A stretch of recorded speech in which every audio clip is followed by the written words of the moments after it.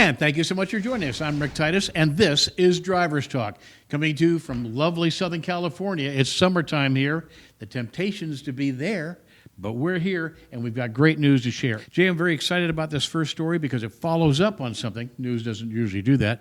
On a story we reported just a few weeks ago. We were very put off by the idea that the California Coastal Commission would be banning off-road vehicles, dune buggies, on Pismo Beach, also known as Oceano Dunes.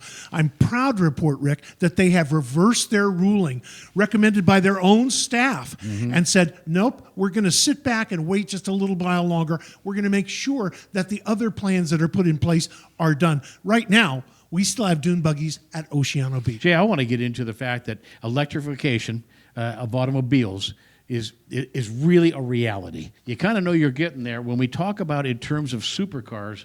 Lotus introducing this hyper British supercar is pure electric. And they won't be the only one, Rick. Let me tell you who's adopted electrification just masterfully. 87-year-old Don Garlits, Big Daddy Don Garlits. He's turned his attention to setting drag racing records now with electric-powered dragsters. Now, if you remember, Swamp Rat 30 is on display at the Smithsonian Museum of American History. At 87 years old, Don Garlits is still setting top speed records with Swamp Rat 38. The most recent one, 189 miles an hour in an electric dragster in Florida. Best of luck to Don. Now, listen, every week we talk more and more about electrification of vehicles, but the truth is the internal combustion engine is not dead yet. Chevrolet, for the new Silverado, is introducing a diesel, J, that they say will make 33 miles to the gallon EPA. I own a Power Stroke diesel at 33. Well, that's a myth. We can't do it. I'm going to be impressed if they pull that off. That 33 miles per gallon is an awesome claim. That's a lofty number. Awesome claim.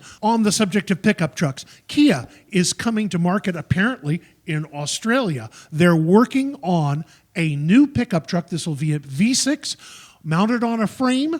This will be a rear-wheel drive or all-wheel drive. Look for this one as a possible contender against Ford Ranger, Jeep Gladiator, Toyota Tacoma. But it invites how these trucks are being used. And people better realize that they have a diminished payload capacity. And the greatest example of that is recently at a Home Depot, I saw a Honda Ridgeline, and they were loading in concrete into the back of this vehicle. Double the payload limit. That thing was on the ground, collapsed within about 1.5 inches of the road surface. But what really terrified me was the workout that the sidewalls of those tires were getting. Those are tires that are going to come apart if they're not careful. All of you have proven here, Jay, is they can make a smarter pickup truck. They just can't make smarter buyers. Let me shift gears just for a second and talk about the dictator of North Korea, Kim Jong Un. He got the attention of Daimler just recently when he showed up in Russia with a couple of